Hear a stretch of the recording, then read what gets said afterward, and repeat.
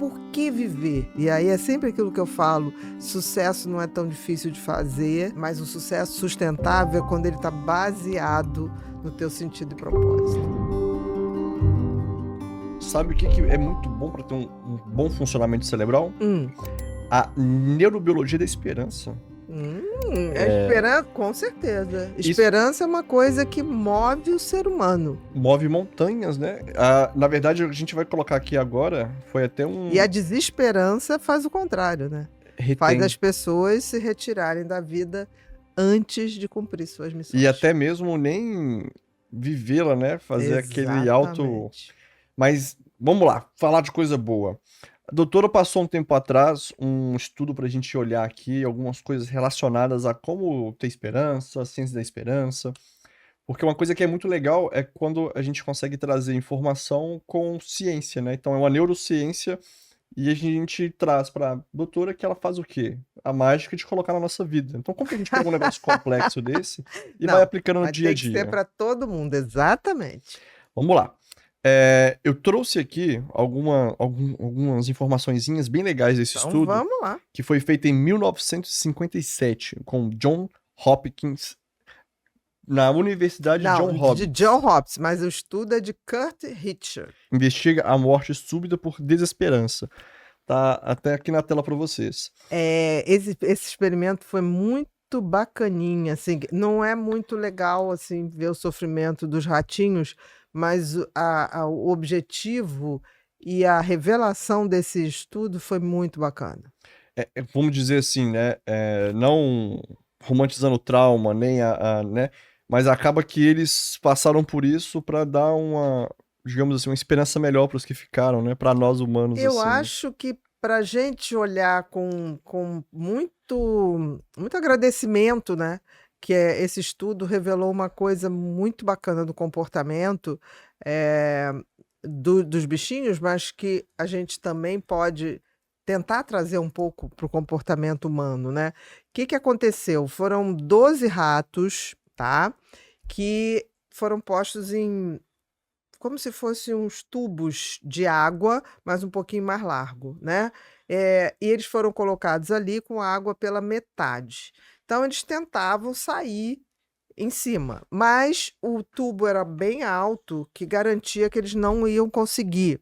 Isso é chato, mas foi feito assim. Por quê? Porque queriam ver quanto eles resistiam em termos de lutar pela vida. Isso era o objetivo. Entendi. Então, o que aconteceu foi que a média dos ratos, tá? Você tinha a média, eles levavam ali 15 minutos até desistir. Claro que a gente tivemos alguns ratos que foram bem mais rápido, né? E certamente aqueles que eram mais ansiosos e desesperançosos. Até né? que não fazia atividade física, né? Que não aguentava nadar por muito tempo. Não, engraçado, não. Porque assim, o que aconteceu foi o seguinte: a média eles ganhavam ali, eles ficavam até 15 minutos.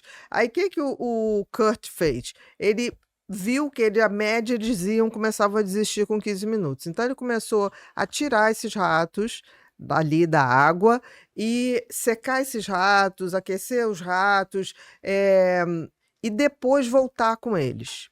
E aí ele tomou um susto, porque ele viu o seguinte: quando esses ratos voltavam, depois de terem sido acolhidos, depois de serem tido cuidado, né, eles chegavam a resistir 60 horas.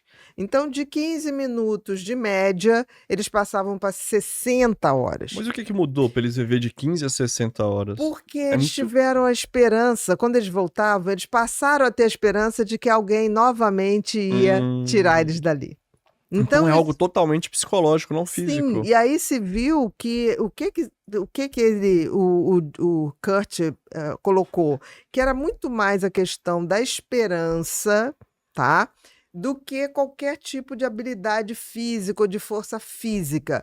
Ele começou a extrapolar do tipo assim, se a pessoa acredita que tem algo para viver, por que viver, se tem um propósito na vida, ela pode resistir muito mais, independente da sua condição física. Isso também daria para as pessoas, assim? Foi o que ele tentou colocar.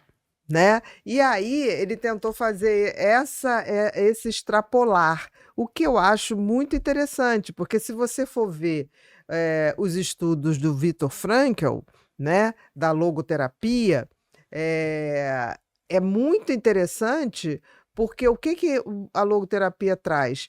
Que se você tem sentido e propósito na vida, você resiste muito mais para seguir o teu caminho. Mas vamos voltar ali para a gente seguir nos gráficos, né? Olha lá. Esse daqui é o E quando isso você foi a falou. intervenção breve. Quer dizer, Isso. pegava os ratinhos, né? eh, que ali eles estavam quase desistindo, né? Os 15 minutos, ali chegando nos 15 minutos, tirava o ratinho, fazia todo o resgate e depois voltava com eles. E olha que loucura, né? Você vê que em 5 minutos eles caíam muito lá dentro. Já tava quase. Já estava quase desistindo e deixando a vida levar, né? Ou a morte chegar. Eles são resgatados, ali está o gráfico quando eles são resgatados, e aí, olha só, passa 10 minutos, passa, chega a 60 horas ou mais. Cara, isso é absurdo, olha que loucura. Que loucura. Então, na realidade, a força física, quando você está numa situação extrema de sobrevivência, nem sempre é o que vai te salvar. O que vai te salvar, muito provavelmente, é a percepção de que você tem algo por viver ou para Por isso que tem viver. algumas pessoas que a gente fala assim, essas pessoas são cascudas, né? De certa forma, você olha pra ela assim, ela não é que ela tem um porte físico grande e tudo, mas é uma pessoa que já apanhou muito da vida e ela continua alegre, feliz, De alguma né? maneira, essas pessoas sentiram ou tiveram a percepção de que vale a pena resistir, vale a pena seguir para cumprir alguma missão, para dar sentido e propósito às suas vidas. Por isso que eu falei que a gente podia levar isso para a visão do Viktor Frankl, né? Entendi. E eu vejo hoje em dia assim, tá mais fácil se deprimir do que antigamente? Eu acho que a gente tem uma geração, principalmente a geração milênio, que está exausta, né? Eu acho que a geração Z já viu a exaustão da geração milênio, e está começando a dizer, minha ostentação vai ser ter tempo livre, talvez seja a maior ostentação que hoje essa geração mais nova está querendo. Então, eu acho que as pessoas estão menos esperançosas, eu acho, porque elas estão muito mais ligadas em ter um físico, ter uma força física, mas estão esquecendo de botar sentido e propósito em suas vidas. Acaba que fica sem resiliência, né? Sem resiliência. A resistência física não é o que conta mais, conta para esportes de ponta, para atletas, E nem mas não sempre, é o né? mais que conta para a Igual se a gente vê vida. um atleta de maratona, ele não é interessante ele ser forte, grande, né? Então, Exatamente. olha pra você ver, nem sempre é o maior, o mais Exatamente. forte. Mas certamente o corredor da maratona, se a gente for fazer uma inferência, né, diante desse raciocínio, certamente ele é o que tem mais foco aonde ele quer chegar. Sim. Não, vou te dar um exemplo, uma pessoa que é legal nesse sentido, né, falando disso, dessa questão de perseverança, é o David Goggins, né, que é o antigo, eu até consigo puxar aqui, que ele é o antigo CEO da Marinha, ele teve várias condecorações, assim, e isso é o que ele fala, né, sobre a mente inabalável, de certa forma. Ah, eu já ouvi falar. Ele, como é que eu vou te dizer? Ele não tem apego à fortuna, dinheiro, nada. Eles falam que ele é o mais casca grossa. E por que eu tô citando ele aqui? Porque isso que David você falou Goggins.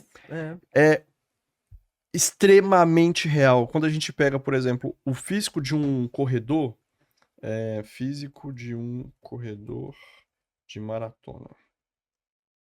Ele é bem sequinho.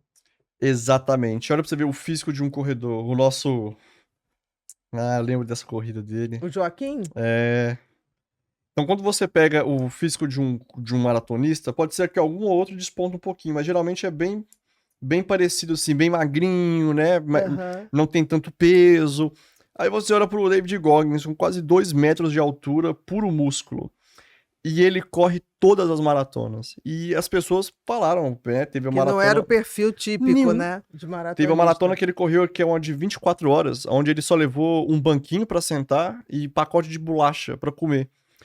E ele terminou a prova e o pessoal ficou tipo, como assim que esse cara fez isso? Como é que você fez isso?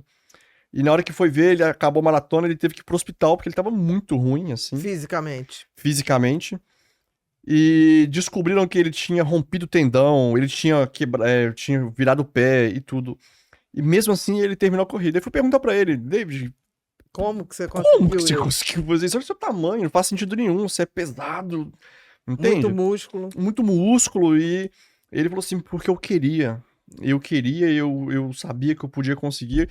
E ele fala um negócio muito legal, não sei se ele fala nesse livro dele, mas é algo que o Kobe Bryant falava muito, né? Eu quero ser a melhor versão que Deus me criou pra ser. Então, se ele falou que eu posso chegar lá, eu vou chegar lá independente disso. Só ele me para, né? Só ele me para. Então, olha pra você ver como que a mente, né, é algo que... Esse experimento, apesar de 1957, quer dizer, século passado, metade do século passado, é muito interessante, porque assim, fez a gente falar assim, o que fez esses ratinhos de resistir 15 minutos para resistir até 60 horas? 1.500 vezes mais. Olha que loucura. Exatamente. Então, assim, isso traz, a gente não está fazendo nenhuma afirmação, mas isso é a importância de você ter por que viver. Será que não faz sentido, né, de alguma forma, isso? Por que viver? E aí é sempre aquilo que eu falo, sucesso não é tão difícil de fazer, mas um sucesso sustentável é quando ele está baseado no teu sentido e propósito. Na nossa Black Friday, o desconto vai ser incrível, eu posso garantir isso. Você que está querendo mudar seu comportamento, entender seu funcionamento e ter mais autoconhecimento, a hora é essa. São 6 cursos por R$1.000. 6 cursos por R$1.000. E você ainda tem o direito de tirar todas as dúvidas com a nossa equipe. Muito obrigada e aproveita, porque senão só no ano que vem.